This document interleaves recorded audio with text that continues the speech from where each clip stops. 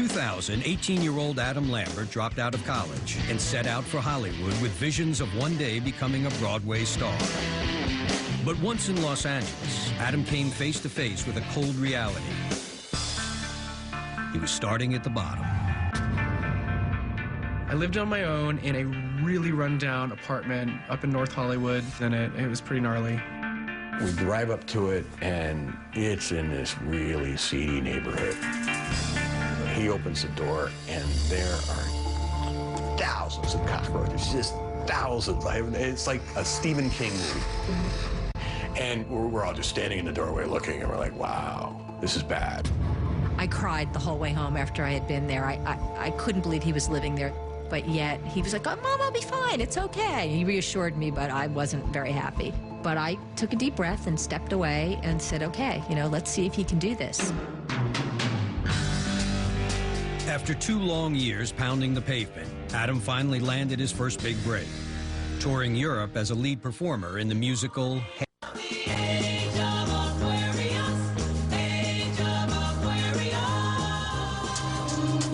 But for the still shy and repressed 21-year-old, the show's climactic nude scene presented a special challenge.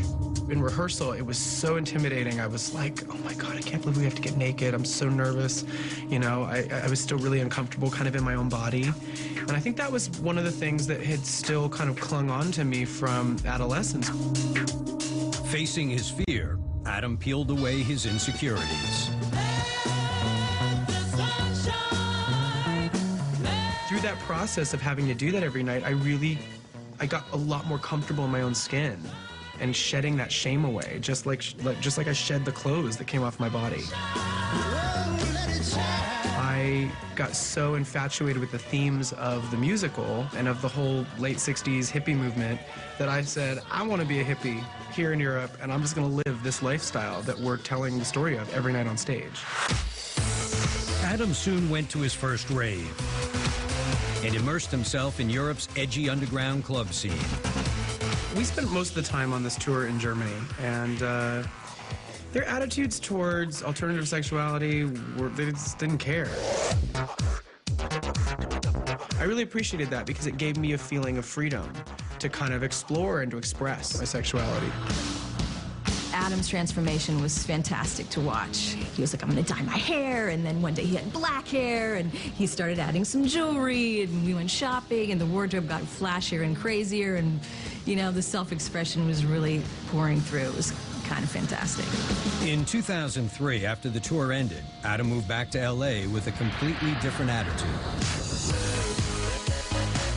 I was renewed. I felt like this new sense of self.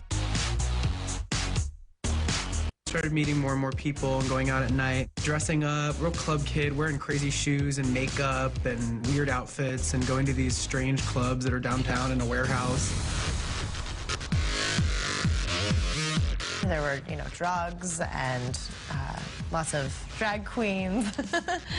And I think he kind of dove into that and wanted to see how wild his life could be. But not everyone was down with the experiment, as Adam quickly learned when he was cast as a slave named Joshua in the musical The 10 Commandments. I would come into rehearsal in, whatever the heck I wanted to wear, with some nail polish on, maybe a little eyeliner from the night before, all black, rock and roll t-shirts, and I actually got criticized for it.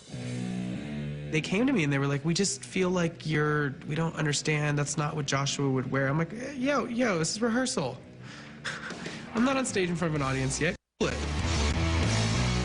Coming into this religious musical and some people who were maybe a little more conservative, it kind of rubbed them the wrong way, that Adam was wearing nail polish.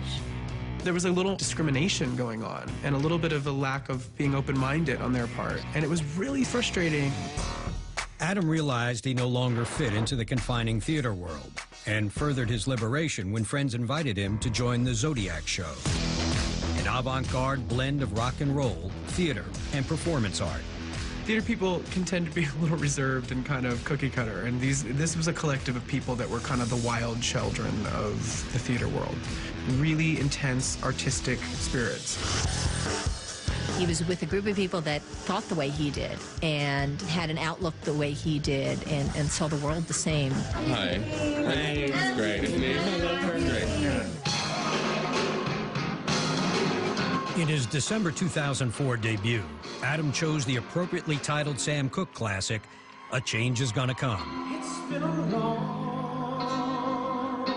Now finally free to look and sing however he wanted, a new part of his creative spirit was unleashed. Change is gonna come. We just came out of the 10 Commandments, where there was all this frustration, and he really wanted to kind of come out and express the rebellious artist that was in there. It was very pivotal, and it was a beautiful, inspiring time. And I don't see what's wrong with a little glitter around my eyes. Oh, it's been a long... We picked that song because it kind of embodied that feeling of, you know what? You told me no, you told me I couldn't do it, you told me I was wrong, and I sang that with as much of my pent-up frustration on that topic as I possibly could. My change is gonna come.